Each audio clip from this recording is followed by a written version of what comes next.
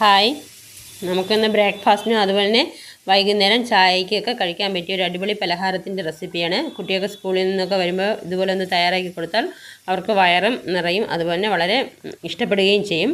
അത് തയ്യാറാക്കാൻ ഒരുപാട് സമയത്തിൻ്റെ ആവശ്യമൊന്നുമില്ല. അപ്പോൾ വീഡിയോ ഇഷ്ടപ്പെടുകയാണെങ്കിൽ ദേവീസ് പ്ലാന്റ് എന്ന എൻ്റെ കുഞ്ഞു ചാനലൊന്ന് സബ്സ്ക്രൈബ് ചെയ്യാനും ലൈക്ക് ചെയ്യാനും ഷെയർ ചെയ്യാനും ഒന്നും മറക്കരുത്. നമുക്ക് വീഡിയോയിലേക്ക് പോകാം. ഇതെങ്ങനെയാണ് തയ്യാറാക്കുന്നതെന്ന് നോക്കാം. ഇതിനു വേണ്ടി ഞാനൊരു ബൗളാണ് എടുത്തിട്ടുള്ളത്. അതിലേക്ക് നമുക്ക് കുറച്ച് ഗോതമ്പ് പൊടി ഇട്ട് കൊടുക്കാം. ഞാൻ ഇതാണ് അളവ് പാത്രമായിട്ട് എടുത്തിട്ടുള്ളത്. അപ്പോൾ ഈ പാത്രത്തിലൊരു 3/4 ഭാഗത്തോളം ഞാൻ ഗോതമ്പ് പൊടി എടുത്തിട്ടുണ്ട്. ഇനി ഇതേ പാത്രത്തിൽ തന്നെ അരഭാഗം നമുക്ക് മൈദ എടുക്കാം. നമ്മൾ എടുക്കുന്ന ഗോതമ്പ് പൊടിയുടെ നേർ പകുതിയാണ് മൈദ എടുക്കാനുള്ളത്. അപ്പോൾ അതുകൂടി ഇതിലേക്ക് ഇട്ട് കൊടുത്തു. ഇനി ഇതിലേക്ക് ആവശ്യമായ ഉപ്പ് ചേർത്ത് കൊടുക്കാം. ഇനി അടുത്ത് ഞാൻ ഇതിലേക്ക് ചേർത്ത് കൊടുക്കുന്നത് മുളക് ചതച്ചതാണ്. അപ്പോൾ ഞാൻ വീട്ടിൽ തന്നെ ഇത് മുളക് ചതച്ചെടുത്തിട്ടാണ്. നിങ്ങൾക്ക് എത്രയാണോ എരിവ് ആവശ്യം അതിനനുസരിച്ച് മുളക് ചേർത്ത് കൊടുക്കാം. ഇനി ഇതെല്ലാം കൂടെ ഒന്ന് മിക്സ് ചെയ്തെടുക്കാം. ഒരല്പം നെയ്യ് കൂടെ ചേർത്ത് കൊടുക്കാം. നെയ്യ് ചേർത്ത് കൊടുക്കുമ്പോഴാണ് കുറച്ചുകൂടി ടേസ്റ്റായിട്ട് തോന്നിയിട്ടുള്ളത്. അതുകൊണ്ട് ഒരല്പം നെയ്യ് കൂടി ചേർത്തതിന് ശേഷം നമുക്കിതൊന്ന് യോജിപ്പിച്ചെടുക്കാം. നല്ലോണം കൈ വെച്ച് നമുക്കിതൊന്ന് മിക്സ് ചെയ്തെടുക്കാവുന്നതാണ്. നെയ്യും ഉപ്പും അതുപോലെ തന്നെ മുളകും എല്ലാം നമ്മുടെ ഈ മാവിൽ നല്ലോണം ഒന്ന് മിക്സായി കിട്ടണം. അത് നമ്മൾ സ്പൂൺ വെച്ച് ഇളക്കുന്നതിനേക്കാളും ഇതുപോലെ കൈ വെച്ച് ഒന്ന് ഇളക്കി കൊടുക്കുമ്പോഴാണ് എല്ലായിടും ഒന്ന് സ്പ്രെഡായി കിട്ടുന്നത്. ഇനി ഇതിലേക്ക് നമുക്ക് സാധാരണ നോർമൽ പച്ചവെള്ളം തന്നെയാണ് ഒഴിച്ച് കുഴച്ചെടുക്കാനുള്ളത്. നമുക്കിതൊന്ന് കുഴച്ചെടുക്കാം. നമ്മൾ ചപ്പാത്തിക്കും പൂരിക്കും ഒക്കെ കുഴയ്ക്കുന്ന അതേ ടെക്സ്ചറിൽ തന്നെയാണ് നമുക്കിത് കുഴച്ചെടുക്കാനുള്ളത്.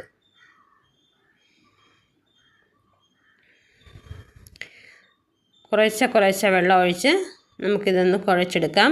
അപ്പം ഞാനിവിടെ കുഴച്ചെടുത്തിട്ടുണ്ട്. ഇതൊരല്പം സമയം നമുക്കിതൊന്ന് റെസ്റ്റ് ചെയ്യാൻ വയ്ക്കണം. അപ്പോൾ നമുക്കിതിനൊരു ഫില്ലിംഗ് വേണം. അപ്പോൾ ഫില്ലിംഗ് തയ്യാറാക്കുന്നത് വരെ ഇതൊന്ന് നമുക്ക് മൂടി വയ്ക്കാം. അപ്പം ഞാനിവിടെ മാവ് നല്ല രീതിയിൽ തന്നെ കുഴച്ചെടുത്തിട്ടുണ്ട്. കാണുമ്പോൾ തന്നെ നിങ്ങൾക്ക് മനസ്സിലാകുന്നുണ്ടാവും സോഫ്റ്റായിട്ടാണ് കുഴച്ചെടുത്തിട്ടുള്ളത്. ഇനി നമുക്കിതൊന്ന് അടച്ചു വയ്ക്കാം. അപ്പോൾ ഇതിനു വേണ്ടിയുള്ള ഫില്ലിംഗ് തയ്യാറാക്കാം. അതിനുവേണ്ടി ഞാനൊരു പാൻ എടുത്ത് അടുപ്പത്ത് വെച്ചിട്ടുണ്ട്. ഇതിലേക്ക് നമുക്ക് കുറച്ച് ഓയിൽ ഒഴിച്ചു കൊടുക്കാം. ഈ ഓയിലൊന്ന് ചൂടായി വരുമ്പോഴേക്കും ഒരു വലിയ സവാള ഞാൻ ചെറുതായിട്ട് ഇതുപോലെ ഒന്ന് കൊത്തി അരിഞ്ഞെടുത്തിട്ടുണ്ട്. അപ്പോൾ അതുകൂടെ ഇതിലേക്ക് ഇട്ട് കൊടുക്കാം. ഇനി നമുക്കിതിലേക്ക് എരിവിന് വേണ്ടി ഒരു 2-3 പച്ചമുളക് കട്ട് ചെയ്തതുകൂടെ ചേർത്ത് കൊടുക്കാം.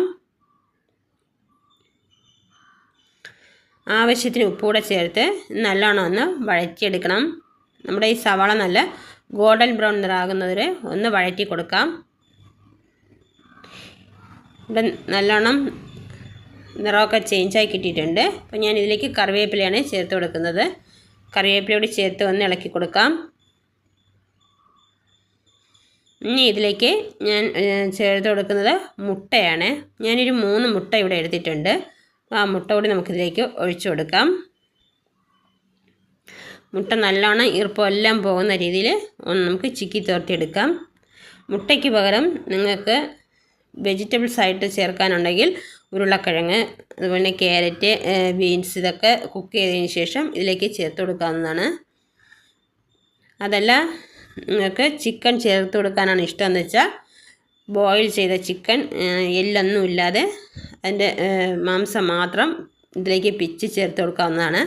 അപ്പം ഞാനിവിടെ മുട്ടയാണ് എടുത്തിട്ടുള്ളത്. ആ മുട്ടയുടെ ഈർപ്പമൊക്കെ പോകുന്നതുവരെ നമുക്കിത് നല്ലോണം ഒന്ന് ചിക്കി തോർത്തിയെടുക്കാം. ഇതിലേക്ക് ഒരല്പം കുരുമുളക് പൊടി കൂടി ചേർത്ത് കൊടുക്കുന്നത് ടേസ്റ്റ് ആയിരിക്കും. ഞാനിവിടെ ചേർത്തിട്ടില്ല. ഇത് ഇഷ്ടമുള്ളവർക്ക് ചേർത്ത് കൊടുക്കാവുന്നതാണ്. മുട്ടയുടെ ഈർപ്പം പോയി നല്ലോണം ഒന്ന് ഡ്രൈ ആയി കിട്ടിയിട്ടുണ്ട്. ഇത്രയും മതിയാവും. ഇനി ഇതിലേക്ക് നമുക്ക് പൊടികളാണ് ചേർത്ത് കൊടുക്കാനുള്ളത്. അപ്പോൾ എരിവിനാവശ്യമായ മുളക് പൊടി ചേർത്ത് കൊടുക്കാം. നിങ്ങൾക്ക് എത്രയാണോ എരിവ് ആവശ്യം അതിനനുസരിച്ച് മുളക് പൊടിയുടെ അളവ് കൂട്ടുകയോ കുറയ്ക്കുകയൊക്കെ ചെയ്യാം. ഒരു 1/4 സ്പൂൺ മഞ്ഞൾപ്പൊടി ചേർത്ത് കൊടുത്തു. ഇനി ഒരു 1/4 സ്പൂൺ ഗരം മസാലപ്പൊടിയും 1 സ്പൂൺ മല്ലിപ്പൊടി കൂടി ചേർത്ത് കൊടുക്കാം. പൊടിയുടെ പച്ചമണം മാറുന്നതുവരെ തീ ലോ ഫ്ലെയിമിൽ വെച്ച് ഒന്ന് ഇളക്കി കൊടുക്കാം. തീ കൂട്ടി വയ്ക്കരുത്, നമ്മുടെ പൊടികളെല്ലാം പെട്ടെന്ന് കരിഞ്ഞു പോകും. പൊടിയുടെ പച്ചമണം എല്ലാം മാറി കിട്ടിയിട്ടുണ്ട്. നല്ലോണം ഒന്ന് മിക്സായി കിട്ടിയിട്ടുണ്ട്. ഇത്രയും മതി. ഇനി നമുക്ക് നേരത്തെ കുഴച്ച് വെച്ച മാവ് ഞാനിവിടെ ചെറിയ ഉരുളകളാക്കി മാറ്റി വെച്ചിട്ടുണ്ട്. ഇത് ഓരോന്നായിട്ട് ചപ്പാത്തിക്ക് പരത്തുന്ന പോലെ പരത്തി എടുത്തിട്ടുണ്ട്. ഇനി ഇതിലേക്ക് നമ്മുടെ ഫില്ലിംഗ് ഒന്ന് വെച്ച് കൊടുക്കാം. ഇനി നമ്മളിത് നല്ലോണം പുറത്ത് പോകാത്ത രീതിയിലൊന്ന് സീൽ ചെയ്തെടുക്കാം. ഇതുപോലെ 4 സൈഡും ഇങ്ങനെ കൂട്ടിയെടുത്തതിന് ശേഷം ഒന്ന് ഒട്ടിച്ചു കൊടുത്താൽ മാത്രം മതി. കൈവച്ച് പുറത്ത് പോകില്ല. ഇതിങ്ങനെ കയ്യിൽ വെച്ച് നമുക്കൊന്ന് ഷേപ്പാക്കി എടുക്കാം.